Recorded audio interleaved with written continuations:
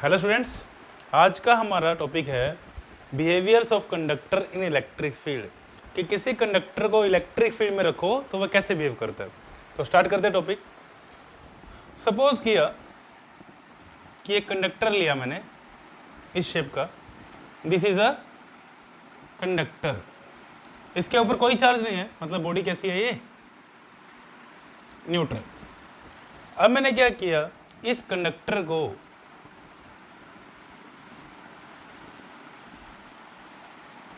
Electric field में रखा,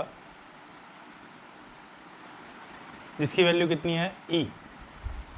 तो क्वेश्चन आता है अब इसके अंदर इलेक्ट्रिक फील्ड की वैल्यू कितनी होगी, कि इसके अंदर से भी कितनी इलेक्ट्रिक फील्ड पास कर रही है, E। इसको लिख लेते हैं E नोड। और E नोड क्या हो गया मेरे पास, E node is the external electric field. ले, अब बॉडी कैसी है, कंडक्टर। अगर बॉडी कंडक्टर है तो इसका मतलब इसके पास क्या है, फ्री इलेक्ट्रॉन्स, तभी तो इसको क्या बोलते हैं हम, कंडक्टर। अब कभी भी फ्री इलेक्ट्रॉन को इलेक्ट्रिक फील्ड में रखो तो क्या होता है, इलेक्ट्रॉन विल एक्सपीरियंस फोर्स इस तरफ in opposite direction to electric field. पढ़ा हुआ है हमने पहले कि अगर हम इलेक्ट्रॉन को, सपोज ये इलेक्ट्रिक फील्ड है, इलेक्ट्रॉन को यहाँ रखे तो उसका फोर्स किस तरफ रहेगा, opposite to the electric field. इसका मतलब इस बॉडी में, मतलब इस कंडक्टर में जितने इलेक्ट्रॉन्स हैं वो किस तरफ मूव करेंगे, opposite to electric field. Electric field किस तरफ, टुवर्ड्स राइट, और इलेक्ट्रॉन किस तरफ मूव करेंगे, टुवर्ड्स लेफ्ट। तो इलेक्ट्रॉन क्या करेंगे, यहाँ पे एक्यूमुलेट होना शुरू कर देंगे। क्लियर हो गया, क्यों एक्यूमुलेट हुए, क्योंकि इस पे इलेक्ट्रिक फील्ड ने क्या लगाया, फोर्स, इसकी वजह से मूव कर रहे हैं किस तरफ, opposite to the electric field. अब अगर इलेक्ट्रॉन इधर मूव कर रहे हैं तो इस तरफ क्या आ जाएगा, पॉजिटिव चार्ज। मतलब जिन बॉडी से इलेक्ट्रॉन लूज हुए उन पे कौन सा चार्ज आएगा, पॉजिटिव, और वो इस तरफ एक्यूमुलेट हो जाएगा पॉजिटिव चार्ज।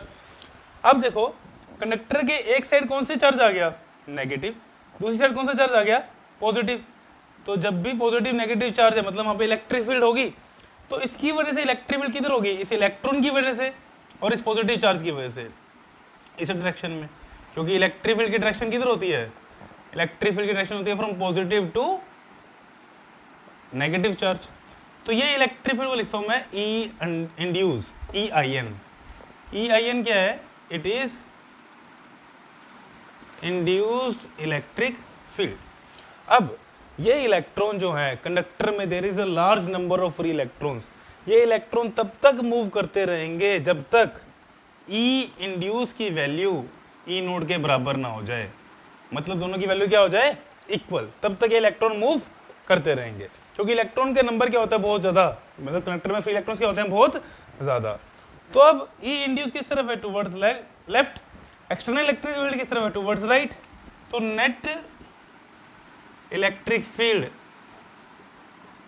इनसाइड कंडक्टर, इसको रब कर देता हूं, फिर ध्यान से फिर लिखते हैं, रब कर दूं तो net electric field inside conductor कितनी होगी। अब राइट साइड कितनी है, ई नोड, इंड्यूस कितनी है, ई इंड्यूस किस तरफ है, टुवर्ड्स लेफ्ट, तो माइनस होगी। और ई नोड की वैल्यू किसके बराबर है, ई इंड्यूस के, कि इलेक्ट्रॉन तब तक ट्रांसफर हो रहे थे जब तक ई इंड्यूस ई नोड के बराबर ना हो जाए। तो दोनों बराबर है तो नेट इलेक्ट्रिक फील्ड कितनी होगी, 0। तो क्या पता लगा, अगर किसी कंडक्टर को इलेक्ट्रिक फील्ड में रखो तो क्या होगा, electron will move in the opposite direction to the electric field. उनको फोर्स किस तरफ लगेगा, opposite direction to electric field. तो इस तरफ कौन सा चार्ज आ जाएगा, लेफ्ट फेज पे नेगेटिव, राइट फेज पे पॉजिटिव। इसकी वजह से इलेक्ट्रिक फील्ड जनरेट होगी कौन सी, EIN, that is induced electric field. Clear. और इलेक्ट्रॉन कब तक मूव करते रहेंगे, जब तक induced electric field external electric field के बराबर ना हो जाए। और नेट इलेक्ट्रिक फील्ड कितनी हो जाए कंडक्टर के अंदर, 0। क्लियर हो गया। तो जब भी किसी कंडक्टर के अंदर जब भी किसी कंडक्टर को इलेक्ट्रिक फील्ड में रखेंगे तो क्या होगा, इलेक्ट्रॉन्स की मूवमेंट होगी किस तरफ, in the opposite direction to electric field. दूसरी तरफ कौन सा चार्ज आ जाएगा, पॉजिटिव। इसकी वजह से क्या होगा, एक इलेक्ट्रिक फील्ड इंड्यूस होगी जिसकी वैल्यू किसके बराबर होगी, एक्सटर्नल इलेक्ट्रिक फील्ड के, और उसकी वजह से नेट इलेक्ट्रिक फील्ड कितनी हो जाएगी कंडक्टर के अंदर, 0। तो क्लियर हो गया, तो इसको नोट कर लो। तो अभी हमने क्या डिस्कस किया कि कंडक्टर को इलेक्ट्रिक फील्ड के अंदर रखो फिर भी उसके अंदर इलेक्ट्रिक फील्ड कितनी होगी, 0। कि net electric field inside conductor when it is placed in external electric field is कितनी 0। अब इस फिनोमिना को हम यूज करते हैं, इस प्रॉपर्टी को कंडक्टर की हम यूज करते हैं कहाँ पे, इस प्रॉपर्टी को हम यूज करते हैं इलेक्ट्रोस्टैटिक शील्डिंग के लिए।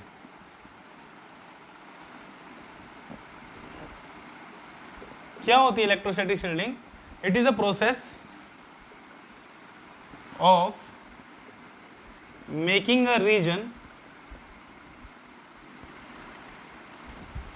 फ्री फ्रॉम इलेक्ट्रिक फील्ड, कि किसी रीजन को इलेक्ट्रिक फील्ड से फ्री करना is known as electrostatic shielding. कि सपोज करो कि मेरे यहाँ पर इस स्पेस में इलेक्ट्रिक फील्ड है और मुझे इतना सा रीजन चाहिए कि उसके अंदर इलेक्ट्रिक फील्ड नहीं है। क्यों चाहिए? क्योंकि मेरा कोई सेंसिटिव इंस्ट्रूमेंट है जो इलेक्ट्रिक फील्ड की वजह से क्या हो जाएगा, डिस्टर्ब हो जाएगा, मतलब उसके डिस्ट्रॉय हो जाएगा, वो काम करना बंद कर देगा। तो मैं क्या करूँगा, वहाँ पे एक होलो मेटेलिक सफियर या किसी भी शेप के कंडक्टर, मेटल एक ही बात है, कंडक्टर रख देंगे, तो उसके अंदर जब रखेंगे तो नेट इलेक्ट्रिक फील्ड कितनी हो जाएगी, 0। तो अगर इसके अंदर नेट इलेक्ट्रिक फील्ड 0 होगी तो बाहर की इलेक्ट्रिक फील्ड का जो इसके अंदर कुछ फीस रखेंगे उस पर कोई इन्फ्लुएंस नहीं होगा। तो इसी फिनोमेना क्या बोलते हैं हम, इलेक्ट्रोस्टैटिक शील्डिंग। ये इलेक्ट्रोस्टैटिक शील्डिंग बड़ी जगह यूज होती है हमारी डेली लाइफ में। जितने भी लैपटॉप्स के सेंसिटिव कंपोनेंट हैं जो इलेक्ट्रिक फील्ड से डिस्टर्ब होते हैं, मोबाइल के कंपोनेंट्स हो गए, उन सबको हम मेटेलिक बॉडी के अंदर क्या करते हैं, एनक्लोज करते हैं, ताकि उस पर बाहर की इलेक्ट्रिक फील्ड का कोई इन्फ्लुएंस ना हो। सिमिलरली एक क्वेश्चन आता है, it is safe to sit in a car while thunderstorming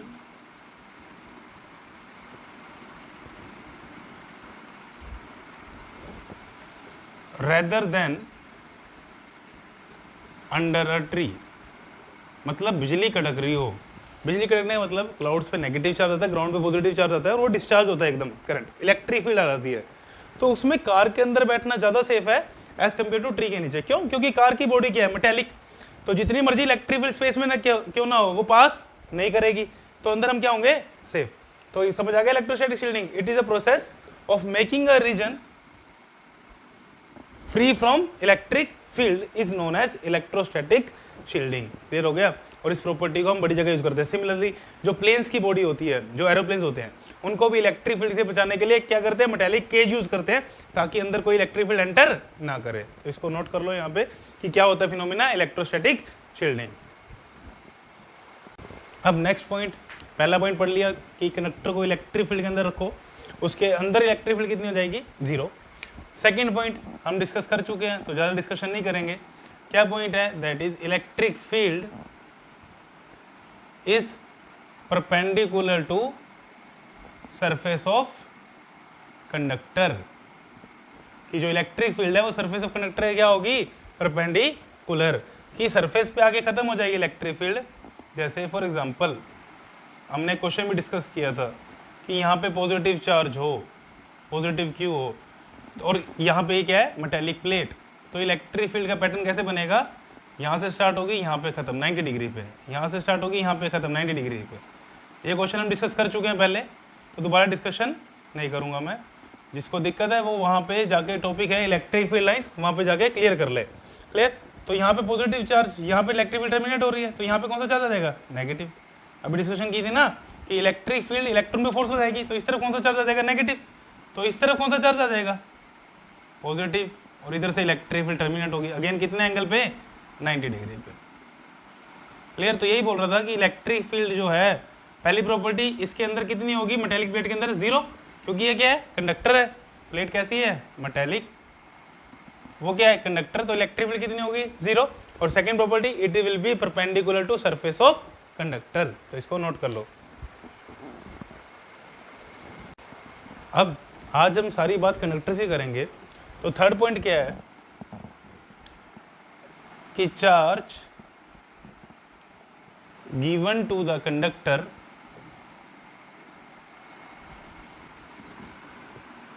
resides on its surface, कि कहीं भी कंडक्टर के अंदर चार्ज रख दो वो सारा कहाँ पे आ जाएगा, सरफेस पे। कि जैसे फॉर एग्जांपल ये कंडक्टर है, मैंने यहाँ पे चार्ज रख दिया प्लस क्यू, तो ये सारा चार्ज जो है ये कहाँ पे डिस्ट्रीब्यूट हो जाएगा, इसकी सरफेस पे।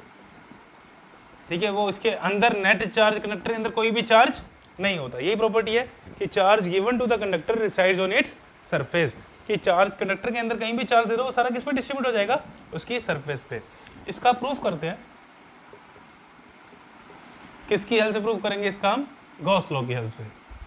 भूल गए, याद है गॉस लॉ, क्या था Gauss law, flux is equal to surface integral of electric field that is equal to Q inside by epsilon naught. पढ़ा था इस चीज को, this is the statement for Gauss law. Proof करते हैं। अब सपोज किया, अब ये कंडक्टर है ना, तो कंडक्टर के अंदर इलेक्ट्रिक फील्ड कितनी होगी, जीरो। अभी पढ़ के आए हो, कंडक्टर के अंदर इलेक्ट्रिक फील्ड कितनी होती है, जीरो। तो सपोज किया मैंने यहाँ पे एक गॉसियन सरफेस ले ली, इसको डॉटेड बना लेता हूँ। ये कंडक्टर के अंदर मैंने क्या ले लिया, एक गॉसियन सरफेस। अब इस गॉसियन सरफेस पे गॉस लॉ अप्लाई करते हैं, तो flux is equal to E dot D S that will be Q inside by epsilon naught. अब इलेक्ट्रिक फील्ड कितनी है, अंदर जीरो, तो zero is equal to Q inside by epsilon naught. तो Q inside Gaussian surface से कितना हो गया, जीरो। मतलब गॉसियन सरफेस ने चार्ज एनक्लोज कितना किया हुआ है, जीरो। क्यों जीरो, क्योंकि इलेक्ट्रिक फील्ड कितनी है कंडक्टर में, जीरो। तो जितना भी चार्ज है वो सारा कहाँ आ जाएगा, सरफेस पे, क्योंकि इलेक्ट्रिक फील्ड सिर्फ कहाँ होती है, कंडक्टर की सरफेस पे। अंदर कोई इलेक्ट्रिक फील्ड नहीं है तो अंदर कोई चार्ज नहीं होगा। तो ये थर्ड प्रॉपर्टी कि charge given to the conductor resides on its surface. Reason समझ आ गया, क्योंकि अंदर इलेक्ट्रिक फील्ड नहीं होती, इलेक्ट्रिक फील्ड नहीं होती तो गॉस लॉ के अकॉर्डिंग अंदर कोई चार्ज भी नहीं होगा। तो इसको नोट कर लो। अब नेक्स्ट प्रॉपर्टी ध्यान से समझना, इसके ऊपर बड़ी बार क्वेश्चन है सीबीएसई में। क्या प्रॉपर्टी है, और इंपॉर्टेंट प्रॉपर्टी है बहुत। Charge given inside cavity of conductor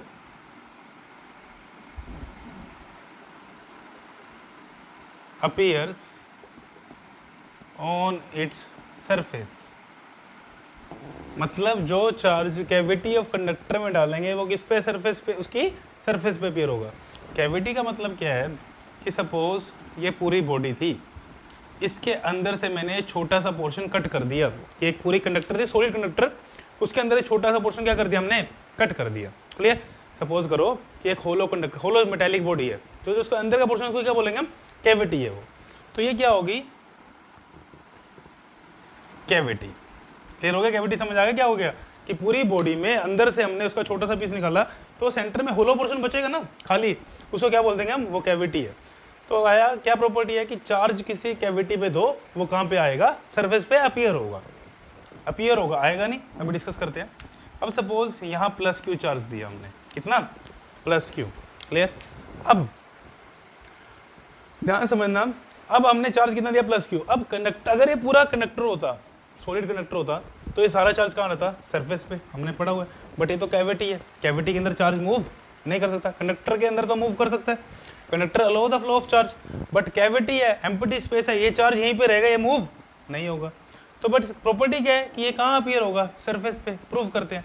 अब देखो ये सारी तो कंडक्टर की बॉडी है ना, ये बॉडी है कंडक्टर की पूरी, उसके अंदर कैविटी है। अब ये कंडक्टर की बॉडी है, तो यहाँ इलेक्ट्रिक फील्ड कितनी होगी, जीरो। कि इस पोर्शन में तो इलेक्ट्रिक फील्ड जीरो होगी ना, क्योंकि ये क्या है, ये जो पूरी बॉडी है, इस कैविटी को छोड़ के पूरा तो क्या है, कंडक्टर, और कंडक्टर के अंदर इलेक्ट्रिक फील्ड कितनी होती है, जीरो। अब मैं यहाँ पे एक गॉसियन सरफेस ले लेता हूँ एक, ये क्या होगी मेरी गॉसियन सरफेस। क्लियर। अब लगाओ गॉस लॉ। क्या कहता है Gauss law, flux is equal to E dot D S is equal to Q inside by epsilon naught. अब इलेक्ट्रिक फील्ड कितनी होगी इस गॉसियन सरफेस से, जीरो। क्यों जीरो, क्योंकि गॉसियन सरफेस हमने कहाँ लिया है, कंडक्टर के अंदर। तो that is equal to Q inside by epsilon naught. तो क्यू इनसाइड कितना हो गया, जीरो। कि नेट चार्ज गॉसियन सरफेस के अंदर कितना होना चाहिए, जीरो। बट अगर मैं डायग्राम को देखूं तो डायग्राम को देखने तो लग रहा है अंदर चार्ज है कितना, प्लस क्यू। अब मुझे इसके अंदर, इस गॉसियन सरफेस के अंदर नेट चार्ज कितना करना है, 0। वो तभी पॉसिबल है अगर यहाँ प्लस क्यू हो, और अगर माइनस क्यू यहाँ पे ले आऊँ तो टोटल चार्ज 0 हो जाएगा ना, कि अगर +5 कूलम है तो -5 आ जाए तो कितना हो जाएगा, वो 0। अब क्वेश्चन आता है -5 आया कहाँ से। तो जब ऑब्जर्व किया क्या पता लगा कि जो कंडक्टर की इनर सरफेस है उस पर चार्ज इंड्यूस हो जाएगा। क्या हो जाएगा, चार्ज इंड्यूस। और कितना इंड्यूस होगा, वो इंड्यूस होगा -q। इतना एक इंड्यूस क्यों हुआ, -q, ताकि नेट चार्ज कितना हो जाए गॉसियन सरफेस में, 0।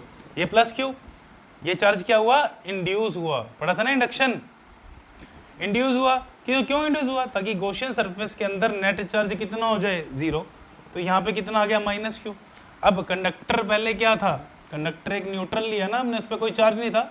चार्ज तो हमने कहाँ दिया था, कैविटी के अंदर। अब अगर यहाँ -q आया तो बाहर कितना आएगा, +q, क्योंकि अंदर बीच कंडक्टर के अंदर तो कोई चार्ज होगा नहीं। तो ये चार्ज कहाँ आ गया, ये चार्ज बाहर आ गया। और कितना चार्ज आ गया, ये चार्ज आया +q। क्लियर हुआ। तो क्या हुआ, हमने पॉजिटिव चार्ज लिया था, हमने गॉसियन सरफेस ली, कंडक्टर से पास होती हुई, तो उसमें इलेक्ट्रिक फील्ड कितनी होनी चाहिए, 0। इलेक्ट्रिक फील्ड 0 तो नेट चार्ज एनक्लोज कितना होना चाहिए, 0 गॉस लॉ के अकॉर्डिंग। अब नेट चार्ज 0 कब होगा, अगर यहाँ पॉजिटिव क्यू और अंदर इंड्यूस कौन सा हो जाए, नेगेटिव क्यू। अब कंडक्टर क्या था, न्यूट्रल था, तो अगर अंदर नेगेटिव क्यू आया तो बाहर कितना आएगा, पॉजिटिव क्यू। जैसे एग्जांपल देखो, मैं बोलूँ कंडक्टर है, न्यूट्रल है, अगर इस फेस पे यहाँ पे सरफेस पे चार्ज रहता है, अंदर तो कुछ होता नहीं, -5 कूलम आएगा, तो इसके अपोजिट फेस पे सरफेस पे कितना चार्ज आएगा, +5 कूलम। तभी तो इन दोनों को ऐड करके कितना आएगा, 0। तो कंडक्टर क्या होगा, न्यूट्रल, क्योंकि कोई चार्ज ट्रांसफर तो हुआ ही नहीं। तो हमने क्या बोला कि अंदर वाली सरफेस पे जो कैविटी के तरफ सरफेस है उसमें कितना चार्ज इंड्यूस हुआ, -q, और आउटर सरफेस पे कितना इंड्यूस हो गया, +q। तो हमने +q दिया था कैविटी के अंदर, बाहर भी कितना आया, +q। बट ध्यान रखना कि ये +q ट्रांसफर नहीं हुआ, इसकी वजह से यहाँ पे अपीयर हो रहा है +q। क्लियर हुआ कि जब भी हम चार्ज किसी कैविटी ऑफ कंडक्टर में देंगे वो सारा कहाँ अपीयर होगा, सरफेस पे। तो इस चीज को नोट कर लेना कि charge given inside the cavity of conductor appear on its surface. क्यों अपीयर हो पता लग गया, तो इसको नोट कर लो। अब इसी प्रॉपर्टी के ऊपर एक क्वेश्चन डिस्कस करते हैं। क्या क्वेश्चन है, ऐसे क्वेश्चन बड़े हैं सीबीएसई में, कि एक होलो मेटेलिक शेफियर है, होलो मेटेलिक शेफियर, या कह सकते हैं शेफेरिकल शेल है बट मेटेलिक, मतलब बाहर सरफेस है, अंदर स्पेस एम्प्टी है। Clear, this is a metallic spherical shell. Question आया कि उसने यहाँ पे चार्ज दिया +q कैविटी के अंदर, तो बताओ इनर सरफेस पे और आउटर सरफेस पे कितना चार्ज आएगा। तो अभी पढ़ चुके हैं, यहाँ कितना चार्ज आ जाएगा, -q, यहाँ कितना चार्ज आ जाएगा, +q। अभी प्रूव किया था इसको हमने कि ये सारा चार्ज कहाँ अपीयर होगा, सरफेस पे, और इसके अपोजिट चार्ज कहाँ इंड्यूस होगा, इनर सरफेस पे। फिर क्वेश्चन आया, 3 रीजन दे दिए, 1 2 3। इलेक्ट्रिक फील्ड 1 रीजन में होगी या नहीं होगी, सेकेंड रीजन में इलेक्ट्रिक फील्ड होगी या नहीं होगी, थर्ड रीजन में इलेक्ट्रिक फील्ड होगी या नहीं होगी। अब सेकेंड रीजन तो कहाँ है, कंडक्टर में, कंडक्टर के अंदर इलेक्ट्रिक फील्ड कितनी होगी, 0। तो E2 तो कितना हो गया, 0। क्यों 0 पता लग गया, क्योंकि ये सारी बॉडी किसकी है, ये जो मेटल है, ये ये जो शेफियर है, जो इसकी थिकनेस है वो क्या है, मेटेलिक है। थिकनेस किस मटेरियल की है, मेटल की, वो क्या है, कंडक्टर, तो उसके अंदर इलेक्ट्रिक फील्ड कितनी हो जाएगी, 0। कहीं भी कंडक्टर आ जाए, आइसोलेटेड कंडक्टर, उसके अंदर इलेक्ट्रिक फील्ड कितनी हो जाएगी, 0। बट ये ध्यान रखना, हम यहाँ पे सिर्फ बात कर रहे हैं किसके लिए, इलेक्ट्रोस्टैटिक के लिए, जब चार्जेस एट रेस्ट है। अगले चैप्टर में, मतलब थर्ड चैप्टर में, इलेक्ट्रिक फील्ड कंडक्टर के अंदर लेंगे, क्योंकि वहाँ आएगा electrodynamics, that is only for isolated conductor. अगले चैप्टर में डिस्कशन करेंगे उसकी। अब क्वेश्चन आता है कि फर्स्ट रीजन में इलेक्ट्रिक फील्ड होगी या नहीं होगी। ऑब्वियस ही बात है, होगी। क्यों, क्योंकि पॉजिटिव क्यों, नेगेटिव क्यों, तो इलेक्ट्रिक फील्ड कहाँ से कहाँ होगी, पॉजिटिव टू नेगेटिव। तो ऐसे इलेक्ट्रिक फील्ड का पैटर्न बनेगा। बस ये ध्यान रखना कि सरफेस ऑफ कंडक्टर क्या होगी, परपेंडिकुलर, डिस्कस कर चुके हैं पहले। तो फर्स्ट रीजन में इलेक्ट्रिक फील्ड है, थर्ड रीजन में अगेन पॉजिटिव चार्ज आ गया, तो ये इलेक्ट्रिक फील्ड यहां से अपीयर होगी। ठीक है, सरफेस ऑफ कंडक्टर अगेन क्या होगी, परपेंडिकुलर। तो क्लियर हो गया कि इलेक्ट्रिक फील्ड स्टार्ट हुई पॉजिटिव चार्ज से, यहाँ पे टर्मिनेट होगी अगेन स्टार्ट हुई पॉजिटिव से, जो बीच में है कंडक्टर आ गया वहां पे इलेक्ट्रिक फील्ड नहीं है, उसमें इलेक्ट्रिक फील्ड कितनी है, 0। तो फर्स्ट रीजन में भी है और थर्ड रीजन में भी है। तो क्लियर होगी प्रॉपर्टी।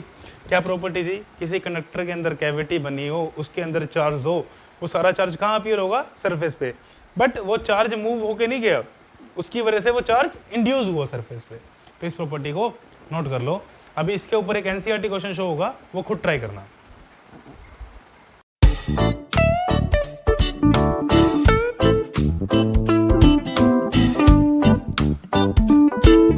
अब फिफ्थ प्रॉपर्टी भी हम डिस्कस कर चुके हैं लास्ट चैप्टर में। क्या कहती है, electric field on the surface of charge conductor कितनी बताओ, that is sigma bye epsilon not. इसके ऊपर पूरी एक वीडियो है पिछले चैप्टर में, तो वो देख लेना, प्रूफ दोबारा डिस्कस नहीं कर रहा मैं। और यहाँ पे सिग्मा क्या था, sigma is the surface charge density, कि सरफेस के ऊपर कंडक्टर के चार्ज कंडक्टर के इलेक्ट्रिक फील्ड कितनी होती है, सिग्मा बाय एप्सिलॉन नॉट। जिसको इसका प्रूफ नहीं पता वो वीडियो देख लेना जाके वहां पे।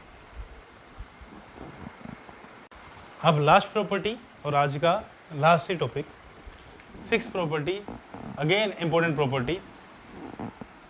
ये प्रॉपर्टी क्या है, electric potential is constant throughout the conductor and has same value as it is on the surface। कि कंडक्टर के अंदर पोटेंशियल क्या होता है, सेम, और वैल्यू कितनी होती है जितनी उसके सरफेस पे है। क्लियर, प्रूफ करते हैं इसको। कि सपोज एक कंडक्टर बनाया मैंने, ये कंडक्टर है पूरी, अब ये कंडक्टर होलो नहीं है, पूरी सॉलिड बॉडी है, कंडक्टर है। क्लियर, अब इस कंडक्टर के अंदर मुझे पता है इलेक्ट्रिक फील्ड कितनी होती है, 0। पढ़ा है, कंडक्टर के अंदर इलेक्ट्रिक फील्ड कितनी है, 0। अब इलेक्ट्रिक फील्ड का फॉर्मूला पढ़ा तुमने, एक टॉपिक पढ़ा था, relation between electric field and electric potential, याद है कि E is equal to minus delta V by delta R, पढ़ चुके हैं इस चीज को। अब इलेक्ट्रिक फील्ड कितनी है, 0, तो माइनस डेल्टा V भी कितना होगा, 0, या डेल्टा V कितना होगा, 0। अब डेल्टा V क्या है, चेंज इन पोटेंशियल। अब चेंज इन पोटेंशियल 0 है, किसी चीज में चेंज 0 मतलब वो चीज चेंज हो ही नहीं रही, तो मतलब पोटेंशियल क्या है, कांस्टेंट। मतलब इस पूरे रीजन में इलेक्ट्रिक फील्ड 0 है, तो पोटेंशियल क्या हो जाएगा, कांस्टेंट। मतलब पोटेंशियल की वैल्यू चेंज नहीं हो रही, इलेक्ट्रिक पोटेंशियल की वैल्यू चेंज नहीं हो रही। तो ये एक तरह से इसका प्रूफ है। क्या बोलता है कि इलेक्ट्रिक पोटेंशियल जो है वो कांस्टेंट है थ्रू आउट द कंडक्टर, और उसकी वैल्यू क्या होगी, जो सरफेस पे है। तो इसका एक प्रूफ ये है, और एक और प्रूफ करवाता हूं, पहले इसको नोट कर लो। तो देखो प्रूफ, सपोज किया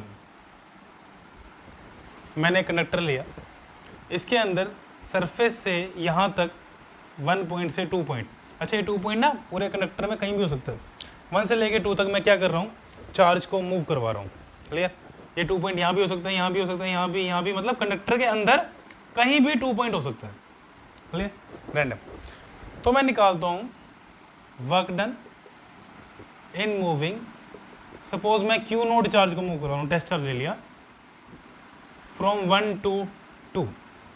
क्लियर, तो वर्क डन का फॉर्मूला क्या पढ़ा हमने, minus of F electric dot D are पढ़ा हुआ है।